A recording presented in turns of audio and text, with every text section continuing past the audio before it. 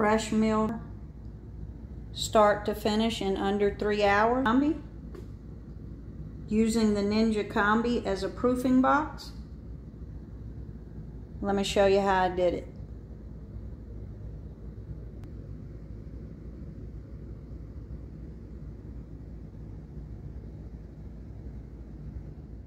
So to start off, to make this bread, what I've got here, I'm using a fresh milled whole wheat flour, and I've got 550 grams that I've measured out, which is roughly about 4 1/3 cups of flour. If you're using white flour, you may have to adjust your water. Whole wheat flour does absorb a little more moisture, so when you're pouring it in, you'll want to mix it and hold off on some of that water if you're using store-bought flour. And because I'm using fresh milled flour, I'm going to mix it with some water and let it sit there for about 15 minutes. Hydrate while I'm waiting on my yeast to bloom, but if you were using white flour, you wouldn't have to do this step. You bloom your yeast and mix everything together.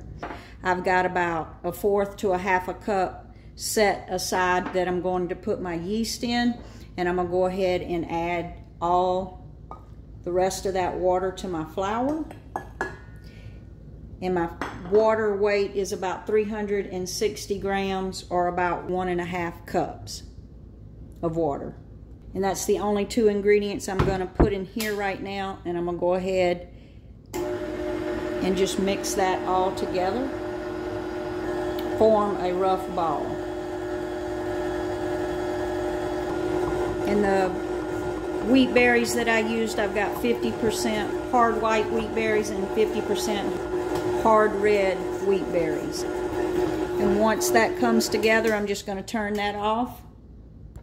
And as you can see, it's just a little bit sticky, but it has just come together. And I'm going to cover this and let it sit for 15 minutes while I bloom my yeast.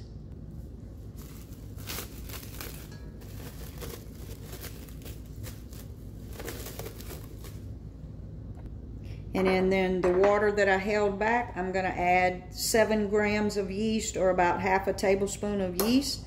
And I'm going to sprinkle in just a little bit of sugar just to feed that yeast.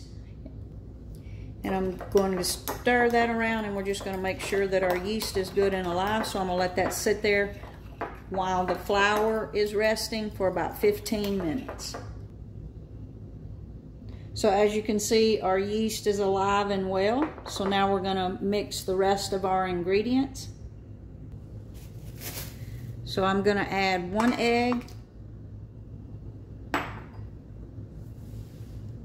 about 10 grams of salt, and I'm using a Redmond's real salt, unrefined mineral salt. And then we're going to add about a tablespoon of olive oil and a tablespoon of honey. And if you hear the mower, my husband's trying to get mowed before the rain. It rains every single day. So that tablespoon of honey. And now you can hear the rain. So we're going to mix that just a little bit, because I don't want to put my yeast directly on top of that salt. So I'm just going to let that start to mix. And this is going to be a little bit of a sticky dough. And you'll see once we add this yeast in there, start mixing everything. You could definitely do this without a mixer. Sometimes I do it by hand, sometimes I do it with a mixer. It just depends on any given day. Just depends on how I feel. A lot of times I like to feel the dough, so I will actually knead it by hand. And if you find the dough is too wet, like you can see that's a little bit wet while I'm mixing it, I'm going to mix in a little more flour, a couple tablespoons at a time, till that pulls back together, till it just pulls back together into a ball. Because we don't want it to be too dry, we want it to just pull away from the bowl. So we'll add a tablespoon at a time until it does that. And you can see that's starting to pull that away from that bowl, and I've added roughly just under 1/4 of a cup of flour. And now, as it's pulling away, I'm gonna leave this to knead for about 6 minutes. Again, you could do this by hand. If you were using a store-bought flour, you would add just a little more flour than what I've done here. But again, if you're using whole wheat, you do want a little bit of a sticky dough. So I'm just gonna begin to knead this for 6 minutes. So you can see after 6 minutes that has come together. So we're gonna stop the mixer and then we're gonna take it to the Combi. If you're using store-bought flour, you could put a little flour on your hands when you're doing this, but with the fresh milled, I just wet my hand because at this point I don't want to add any more flour to my dough. So we're just gonna get all that out of the mixer. So I've put just a little bit of oil in that bowl, and then I'm just gonna put that dough, and again, I wet my hands because this is a sticky dough. And I also put a little oil on the top of my plastic wrap because as it begins to rise, it will stick to this plastic. So we're gonna go in the Combi.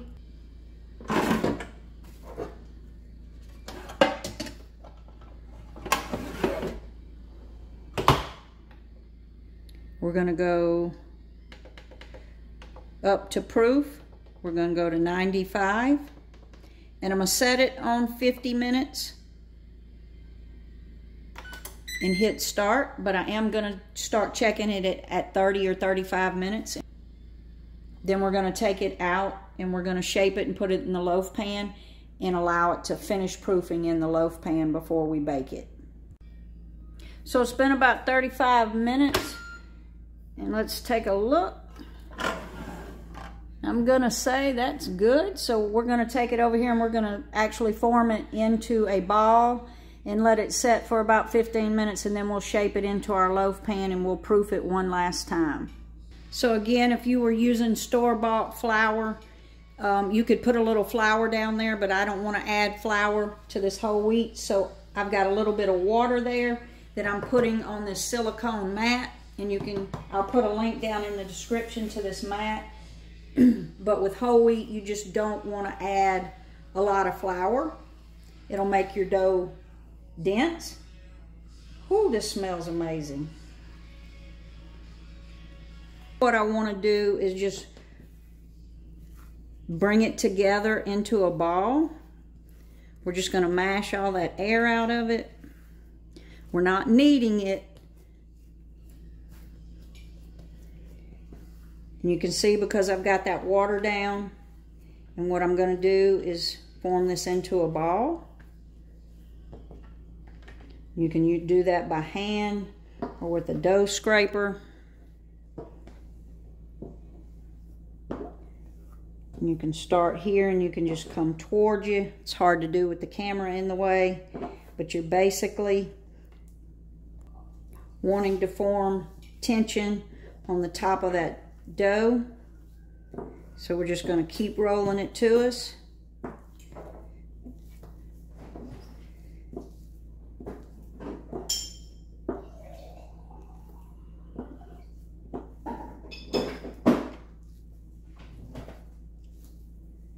And once we've got that, I'm going to take that same wrap and I'm just going to cover it, and I'm going to let that rest for about 15 minutes, and then we'll come back. So that's been resting for about 15 minutes. So now what I'm going to do is I've got my bread pan here, and this is the smaller bread pan. I'll leave a link down in the description for this exact pan. But what I'm going to do now is we're going to take that dough, and again, my hands are wet because it's a sticky dough. If you're using store-bought flour, use extra flour if you want. What I'm going to do is put that into a rectangle, and we're going to kind of roll it up. And as I bring this up, and if it's too sticky, you can use your dough scraper. We're going to pull those ends in as we roll it up, and we're going to roll that up pretty tight, just like that.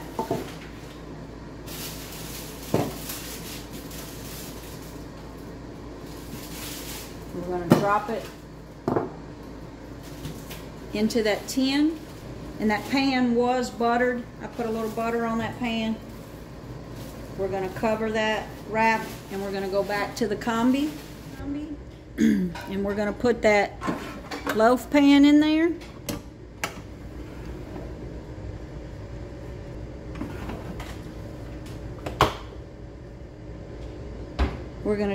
We're on proof. We're gonna take that temperature up to 95. And then on time-wise, I'm gonna put it on 40 minutes, but it may be proofed before then. Of course, we're gonna keep an eye on it, but I will leave in the description the total recipe with all the times on it that I did to proof the bread both times. So now we're just gonna let it do that final proofing. So we've got about 5 minutes left on the timer. Again, I will have down in the description all the times that we did for this bread. And it really, I should have stopped it about 5 minutes ago or so. As you can see, I'm probably a little bit overproofed here. And I'm gonna gently take this wrapper off. I took the rack out and I'm gonna put a cup of water.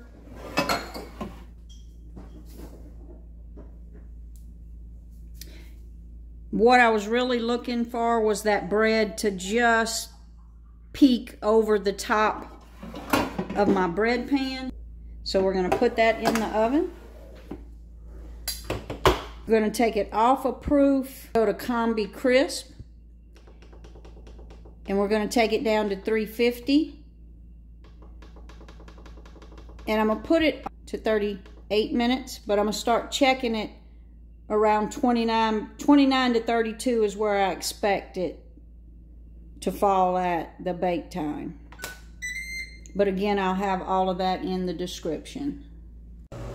So we're down to about 15 minutes on the timer.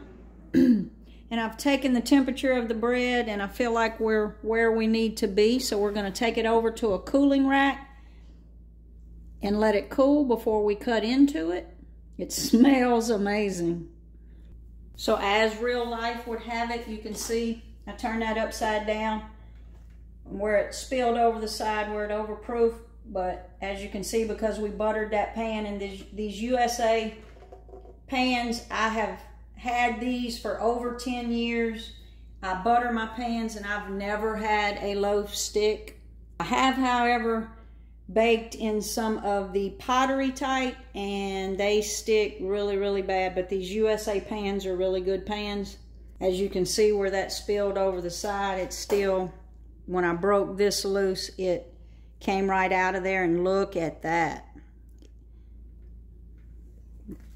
As bad as I want to break into that, I'm gonna resist because I know we need to let it cool, but I will.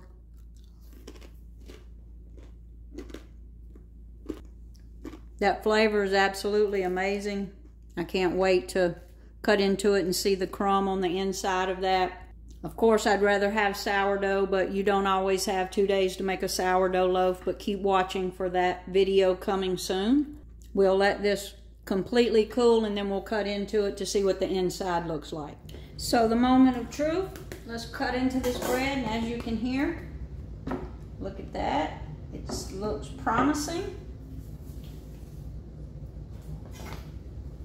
Cut it and see what we got.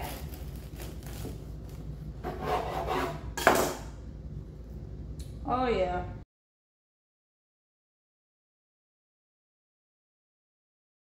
Again, this was a very quick whole grain bread.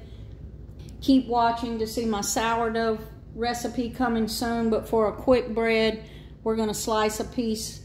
But that's absolutely amazing with the Ninja as a proof box. There's no reason why you can't start making your own bread today. Also, milling your own grains. It is a little bit of a learning curve to learn the whole grain, but it's so worth it. It's so much better for you. Let's slice a piece and see how it does.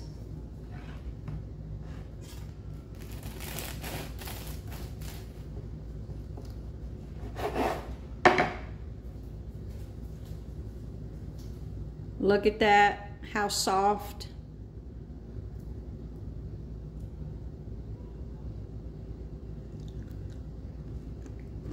whole grain bread in the Ninja Combi. Like and subscribe now to see more.